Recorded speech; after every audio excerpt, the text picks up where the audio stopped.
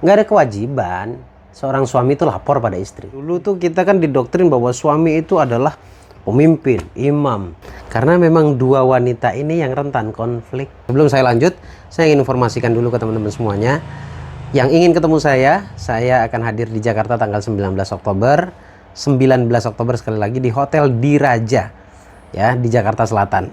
Kita akan bahas tentang spiritual law of attraction, bagaimana caranya menerapkan law of attraction itu sendiri atau hukum tarik menarik, dan juga di sana akan diprogram menjadi magnet keberlimpahan, keberuntungan, magnet uang, magnet rezeki.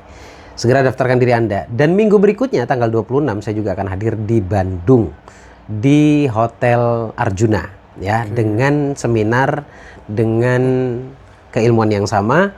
Jadi untuk warga Bandung dan sekitarnya segera merapat, dimanfaatkan kesempatan ini. Wah, ini kesempatan luar biasa teman-teman. Siap. Monggo Jakarta, Bandung, kapan lagi kita kedatangan gurunda kita.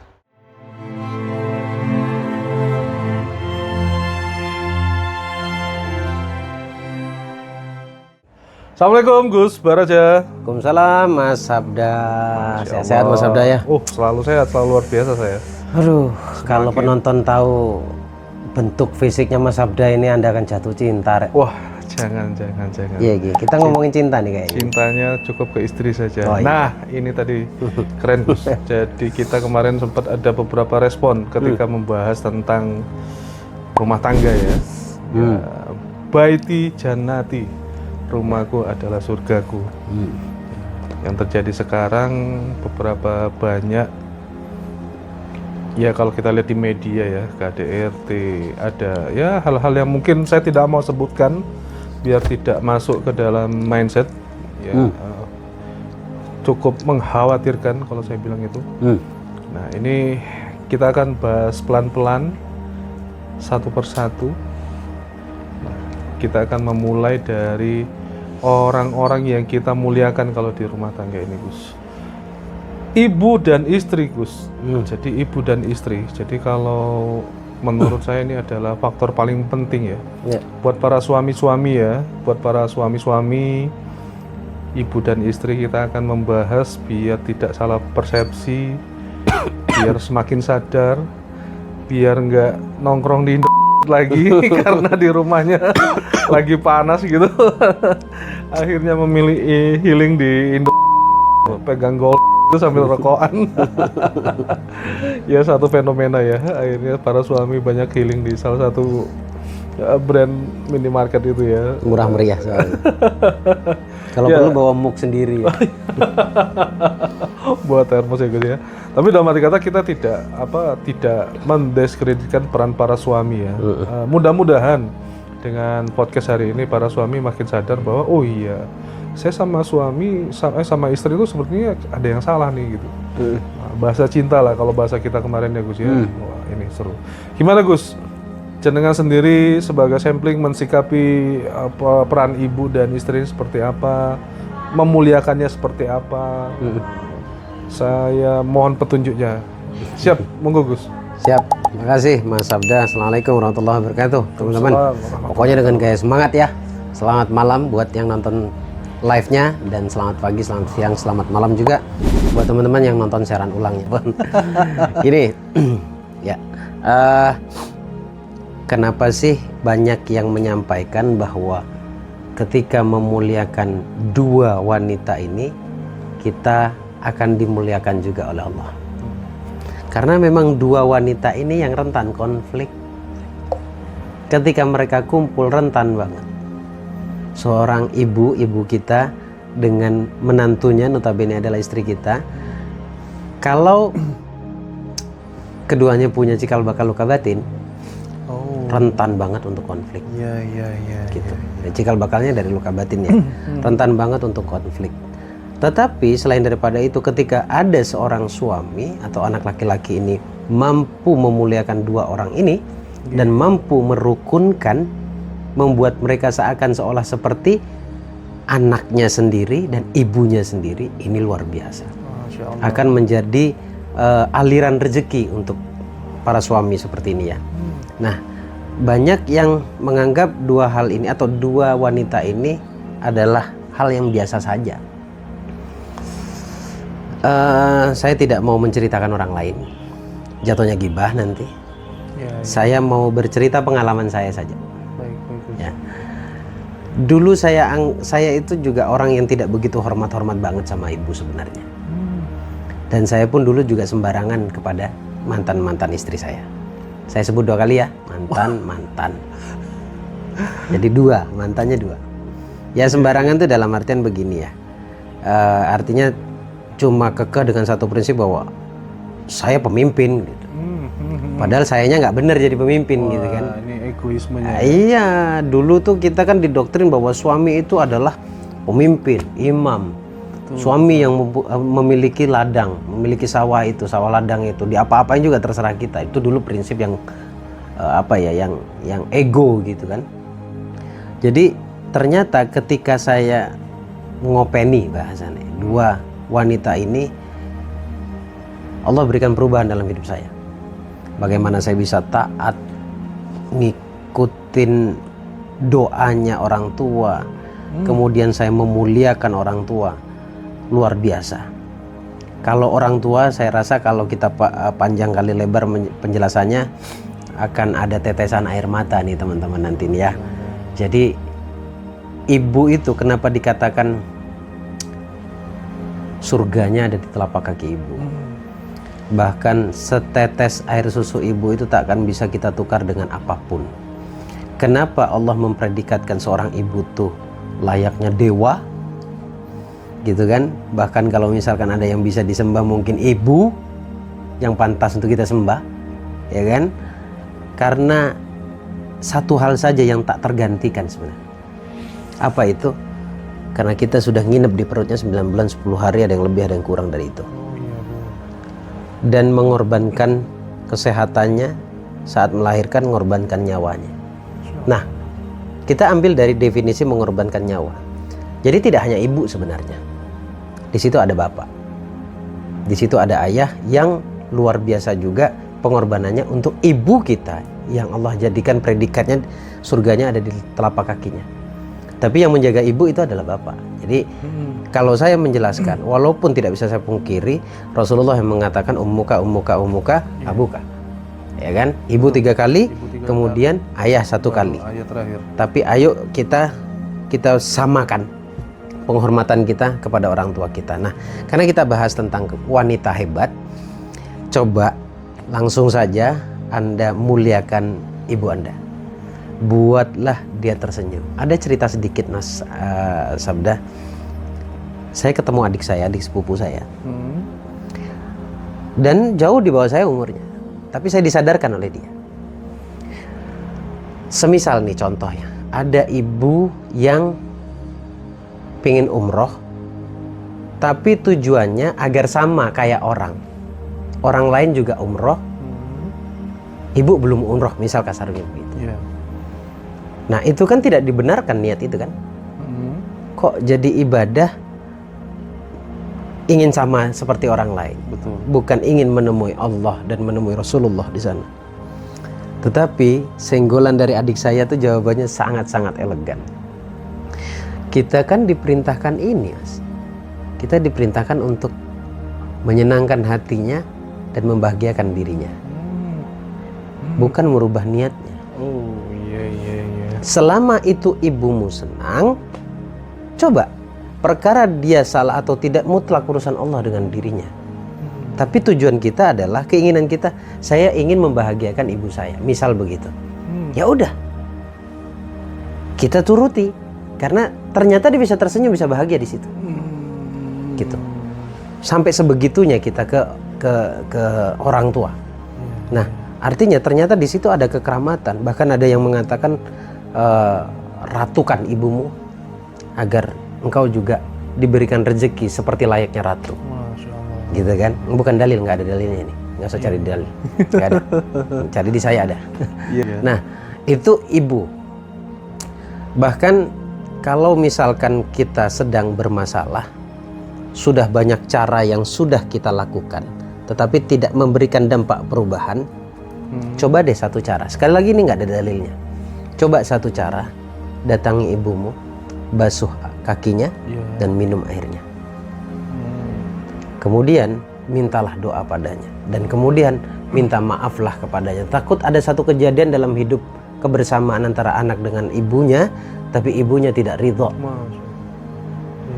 Wah, itulah disitulah biasanya insya Allah rezekinya Allah tumpahkan di situ. Gitu. Dan coba diniatkan lagi bahwa ketika saya mendapatkan rezeki, saya ingin membuat orang tua saya tersenyum. Itu satu ibu ya.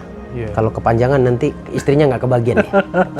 Ya, siap. Gitu ya. Saya rasa Mas Sabda mikirnya begitu tuh kayaknya barusan. Enggak juga. Bagi saya ini sepasang bidadari lah, ini luar biasa ya. Sekarang kita pindah ke istri. Siap, siap. Di video sebelumnya saat sama Mas Sabda saya katakan bahwa perempuan gila mana yang mau nemenin kita dari minus sampai sukses. Betul. Perempuan gila mana yang mau nyuciin dalamannya kita. Perempuan mana yang mau tiap hari masain kita dan ngopeni kita ketika kita sakit. Kalau bukan itu istri kita. Itu ya. Itulah pantas kalau Allah letakkan kemuliaan di situ. Ya kan? Nggak ada surat laki-laki, Mas. Ya. Yang ada surat perempuan. An-Nisa kan gitu kan? Bahkan Al-Baqarah pun sapi betina ya. Iya gitu kan. Artinya perempuan itu sangat dimuliakan. Iya. Ya kan, surat Maryam, ya kan? Betul. Gitu, sangat dimuliakan. Nah, Allah memuliakan perempuan, kita jangan semena-mena hanya karena label bahwa kita pemimpin. Wah. Kan gitu kan? Betul. Nah, terus saya tambahkan lagi, salah satu ladang pembuka rezeki adalah ketika kita juga mampu membuat istri kita, pasangan kita ini tersenyum lega. Masya Allah. Saya berikan analogi, dan ini sering saya sampaikan. Saya kasih analoginya, yang memegang panah itu adalah Allah. Anggaplah seperti itu. Busur panah itu adalah istri kita. Ya kan? Anak panahnya adalah kita. Ketika busur panahnya goyang, pasti anak panah nggak tepat sasaran. Betul. Artinya doa seorang istri di rumah yang tulus, ini istri juga harus ngerti nih. Doa seorang istri itu mustajab sekali. Bukan cuma mustajab sekali. Untuk istri-istri yang faham dan ridho terhadap suaminya. Bahkan kalau kita ngomongin rezeki, para istri, halo, merapat semuanya ya. Kalau ada di batinmu nih, batin seorang istri ini mengatakan bahwa saya khawatir ketika nanti suamiku kaya, dia selingkuh. Wah, iya. Secara tidak langsung doanya adalah, ya Allah tolong miskinkan suamiku supaya tidak selingkuh. Waduh. Saya kasih tahu ya, bahwa selingkuh itu nggak ada hubungannya dengan kaya dan miskin. Nggak punya sesuatu pun bisa aja kita selingkuh. Iya. Kalau ngomongin tentang bab selingkuh, ya kan? Jangan ada kekhawatiran sekecil biji sarah sekalipun. Berdoalah dengan tulus kepada Allah agar suamimu dimudahkan urusannya, rezekinya dilimpah ruahkan. Nah, seorang suami itu akan terbuka juga ketika membuat seorang istri itu tersenyum. Coba bahagiakan.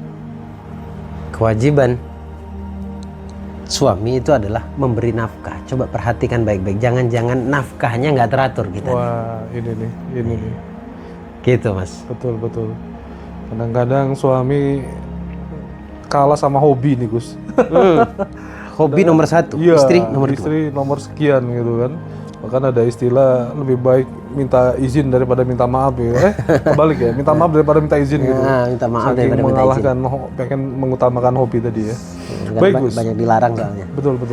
Sepasang bidadari ya, kalau saya menyebutnya sepasang bidadari ya, biar kita memuliakan. Jadi sepasang bidadari ini adalah sejatinya penentu rezeki juga. Dalam arti kata kita juga adalah orang-orang yang bertanggung jawab atas dua orang ini. Berarti kita dalam arti kata, misalkan terjadi gejolak, nah ini tugas kita bukan memihak ya. Berarti kita harus tetap mencari penyebabnya apa kayak gitu. Saya suka pertanyaannya. Nah, jadi seperti itu ya Gus ya? Iya. Jadi gini, Mas. Saya suka sekali pertanyaan ini nih. Ketika mereka berkonflik, agar mereka tidak berkonflik, cobalah suami jangan dikit-dikit ngadu pada ibumu. Kalau bisa, saya nggak ngajarin berbohong. Kalau bisa, buatlah ibumu mencintai istrimu. Caranya bagaimana? Kadang-kadang kita perlu berbohong. Oh, Bu, istriku anakku begini, menantumu begini gini. Padahal kadang-kadang nggak sesuai realita. Tapi setidaknya bahwa ucapanmu adalah doa. Ketika menyampaikan ke ibu, buatlah dia mencintainya. Dan sampaikan juga kepada istri, baik-baiknya saja ke ibu. Bagaimana cara menghormati ibu dan sebagainya. Ibu mendoakan saya bisa sukses karena juga tidak lepas dari doanya ibu. Bagaimana mereka, meskipun hanya di batas asumsi, bisa saling cinta, saling sayang. Nah, ketika terjadi sesuatu, misalkan nih dengan pertanyaan tadi, timbul sebuah gejolak. Apakah kita harus berpihak? Dilihat dulu konteks permasalahannya. Betul. Misal, yang paling rentan ini kan istri cemburu pada ibu mertuanya. Ya kan? Cemburu itu macam-macam lah. Kadang perhatian suami itu lebih kepada ibunya.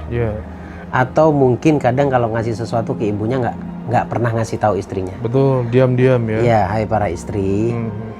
Surgamu ada di suamimu. Surga suamimu ada di ibunya. Jadi dengan dia melayani, menyayangi ibunya, itu sama halnya Allah akan berikan kemuliaan pada dia. Ketika suamimu mulia, engkau juga akan mulia. Nah, itu satu. Kemudian yang kedua, istri cemburu kepada mertua, yang notabene adalah ibu dari suamimu. Sebenarnya ketika ngasih uang lah misalnya, nggak ada kewajiban seorang suami itu lapor pada istri. Ini aturannya ya, aturan sebenarnya. Nggak ada kewajiban seorang suami itu harus lapor. Karena nanti kalau lapor, akan timbul kecemburuan baru. Gitu loh. Bagaimana dia, seorang suami bisa menghormati ibunya, menyayangi ibunya? Biarkanlah, ridholah dirimu. Kalau dirimu ridho, perhatikan baik-baik. Suamimu itu akan dimuliakan oleh Allah. Suamimu akan dimuliakan oleh Allah. Tapi karena kita, seorang istri itu suka menahan, suka cemburu, suka beranggapan bahwa dibeda-bedakan. Nah, disinilah cikal bakal kesulitan itu semakin datang dalam rumah tangga. Ekonomi pun makin sulit ya. Makin sulit. Wah, ini kita masuk ke yang jenengan tadi, masalah sudah menyenggol bab uang ini ya. Nah, ini bab uang dalam rumah tangga ini adalah ya selain keimanan ya, tadi keimanan sudah jelas dijabarkan dengan luar biasa bahwa sejatinya memang tugas para suami adalah memuliakan para istri. Saya sebut istri ya Gus ya, bukan istri-istri, bahaya sekali ya. Jadi benar kata ya, saya juga didhawuh ya para guru-guru ya, mulyakno bojomu, mulyakno ibumu, seperti itu. Nah, ini ada jargon nih, ini jargonnya yang kadang-kadang jadi jargon kemenangan para istri nih kayak gitu. Jadi ada istilahnya uang suami adalah uang istri, ya, uang istri bukan punya suami gitu. Wah, ini gimana Gus ini? Ini kadang-kadang uang suami, uang istri, uang istri, uang istri. Oh iya. Gitu ya. Uang istri, ya iya benar, bukan punya suami. Jadi haknya suami apa di sini? Nah, monggo Gus dijabarkan Gus. Enaknya seperti apa? Yang maaf, kita bukan ngeblok-ngeblok baik tugas-tugas gitu enggak ya? Iya, yang kerja suami. Ya, betul. Ya kan, yang kerja suami. Terus yang apa ya, yang punya duit istri sama gitu anak-anak kan? gitu. Terus kalau nanti di surga suaminya layeh-layeh, enak-enak, terus istrinya masuk neraka, tiba-tiba istrinya nuntut masuk juga ke neraka, kan gitu kan. Menang banyak nih kayaknya nih. Iya. Nggak gitu juga. Kalau saya percaya kayak itu enggak gitulah. Iya, gimana? Saya percaya gini, uang suami, uang suami. Betul. Uang istri. Tapi kewajiban suami adalah menafkahi nafkah terbaik. Nafkah terbaik. Masya Allah. Nah, dari nafkah itu yang dikeluarkan untuk istri, ini beda ya dengan uang belanja ya. Oh iya. Beda ya Gus ya? Beda dong. Ya? Waduh, gimana? Uang belanja kan dimakan bersama, suami juga makan. Nah, kalau uang belanja diberikan, diakatkan nafkah, suami ikut makan loh di situ. Gitu. Biar kata dikit 10.000 sehari untuk istri, yang penting berbeda antara uang belanja dengan nafkah.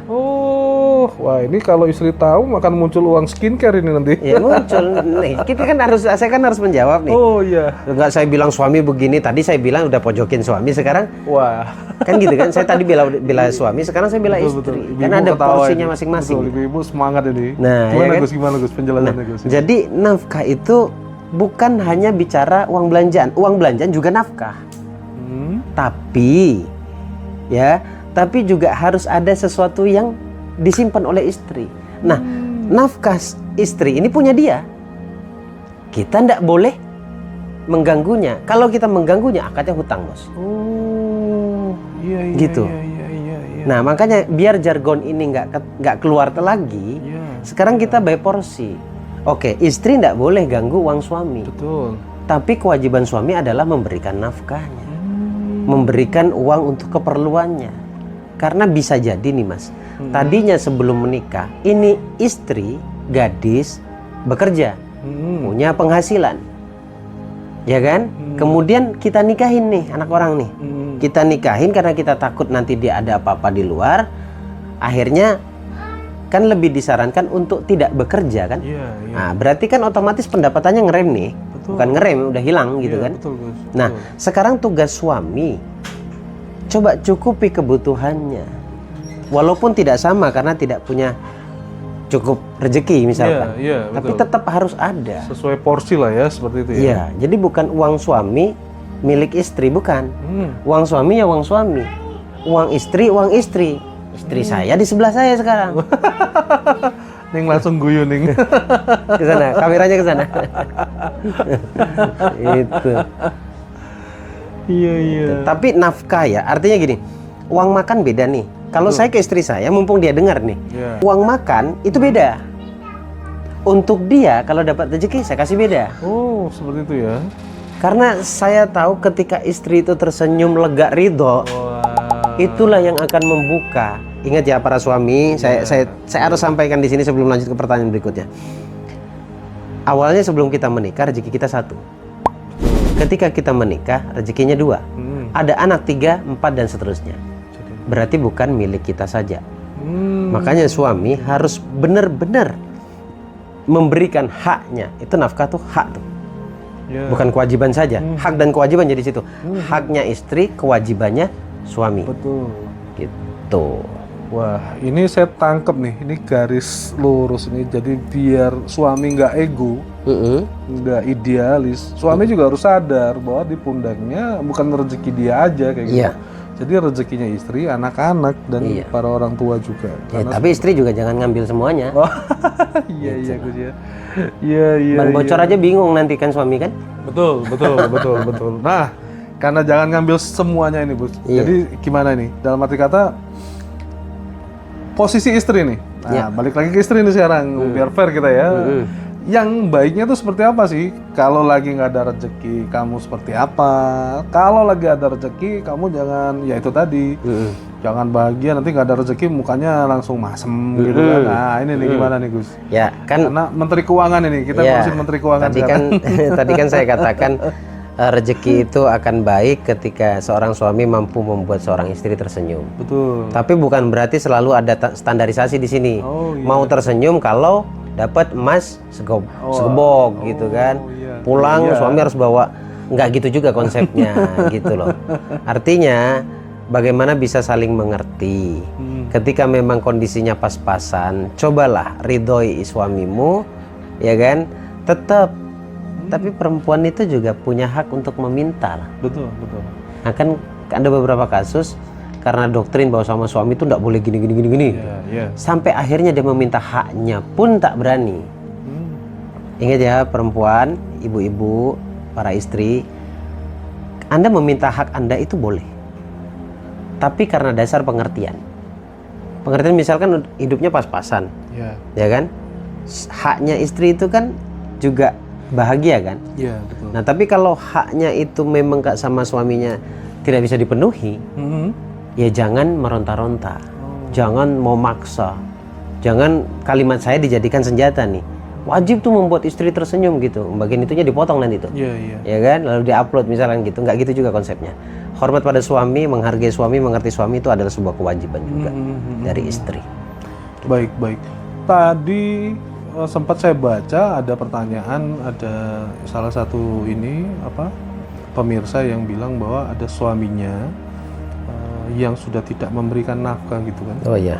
Yang sudah lama banget gitu. Kita tidak bicara tahap yang lebih tinggi ya Gus ya. Cuma masuk saya di tahap mediasinya seperti apa ini Gus?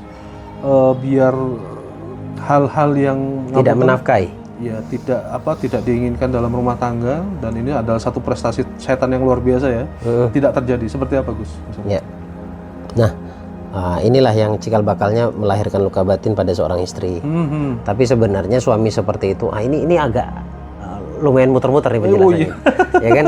Suamimu itu adalah hasil dari tarikanmu. Berikut dengan karakternya. Iya. Waduh, berat ini. Berikut dengan karakternya. Jadi pasanganmu itu sebenarnya cerminan hatimu. Masya Allah. Ada luka batin ke karakter yang seperti itu, sejenis maksudnya. Bukan pada suamimu sebenarnya. Atau mungkin orang tuamu, ibumu pernah diperlakukan begitu, atau masih diperlakukan begitu oleh ayahmu. Sehingga Anda ada keberpihakan di situ. Ada tidak suka banget di situ. Bahkan kadang nyumpah, amit-amit saya kalau punya suami kayak gini, kayak bapak saya misalkan begitu.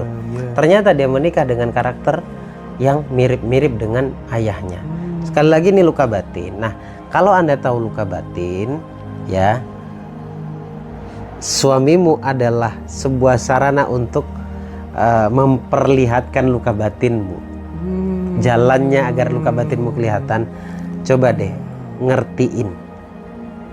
ngertiin dirimu, maksudnya bukan ngertiin suamimu. Iya, betul Gus, betul. Nah, pasti ada hubungannya dengan masa lalumu, mungkin itu bersinggungan dengan orang tua. Coba, biasanya ada beberapa kasus ini, Mas.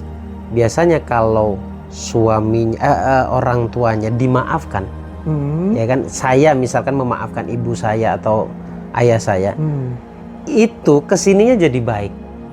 Ya, ada beberapa kasus itu memaafkan ayahnya, suaminya jadi ikut baik, jadi berubah jadi baik. Iya, benar ya Gus ya, memperbaikinya ke dalam dulu kayak gitu ya. Jadi jangan langsung menyalahkan seperti itu ya. Kalau menyalahkan kan nggak selesai-selesai, Mas. Suami begini, suami begini. Ya ini yang sering terjadi Gus. Jadi keributan di rumah tangga, itu balik lagi tuh. Karena sejatinya mereka nggak menyadari bahwa rumah tangga itu adalah konsep pasangan gitu ya. Konsep memang pasangan. harus berbeda kayak gitu Gus. Dan menikah itu menyatukan dua perbedaan, Mas. Betul. Bukan dua persamaan. Jadi ketika ketemu perbedaan, ingatlah kembali ke pokok dasar. Anda menikah karena menyatukan dua perbedaan. Betul. Bukan dua persamaan. Iya. Kita jadi tahu ya luka batin ya. Iya. Cikal bakalnya di situ tuh. Jadi jangan salahkan 100% pada suamimu atau pada ayahmu. Perbaiki saja. Kalau kita sudah memperbaiki diri, hampir sebagian besar circle kita juga akan baik, termasuk suami kita, pasangan kita. Wah, ini PR juga nih para suami, dalam arti kata para suami dan istri lah ya.